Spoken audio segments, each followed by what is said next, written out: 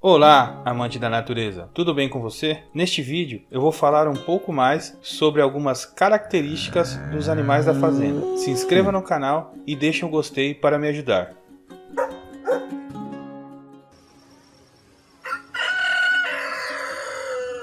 Galo. O canto espetacular do galo pela manhã serve para avisar a todos do galinheiro que ele está vivo e é o macho dominante. Costuma cantar de 3 em 3 horas ou de 5 em 5 horas. O galo também canta para intimidar os adversários. É assim que o galo controla seu território e mostra que está no comando. Possui esporões, que são para eventuais defesas de ataques por disputa de território, caso um outro macho juvenil queira a liderança do grupo. As penas da cauda são mais longas que as das galinhas. As cristas são grandes, com uma cor vermelho vivo. Quando saem para pastar, o galo sempre vai na frente para procurar a comida. E quando acha, deixa as galinhas pastarem e fica tomando conta do grupo. E caso sinta algum perigo, emite sons para que todos retornem para o galinheiro.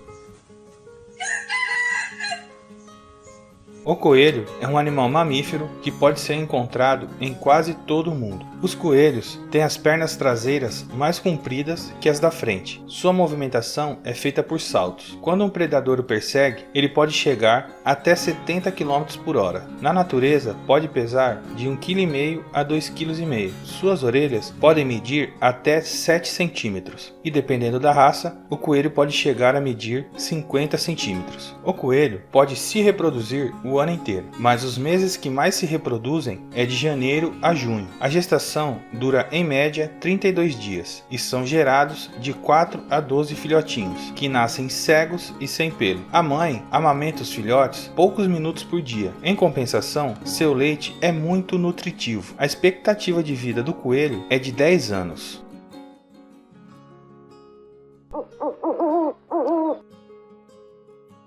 Coruja. As corujas apresentam hábitos noturnos e são encontradas em todo o mundo. Já foram catalogadas 210 espécies. Têm olhos de predador, são grandes e virados para frente. Enxergam muito bem mesmo de noite. Podem girar a cabeça 270 graus. Além de uma boa visão, tem uma audição muito boa, pois identifica suas presas ouvindo seus movimentos. Ela adora pequenos roedores e insetos. Suas penas são lubrificadas por um óleo natural, deixando-as impermeável. Seu bico é curvo, suas garras afiadas e muito forte para capturar as presas. Se reproduzem geralmente na primavera. A fêmea coloca de 2 a 3 ovos que serão incubados em até 30 dias. Após o nascimento, o pai e a mãe ajudam a criar os filhotes.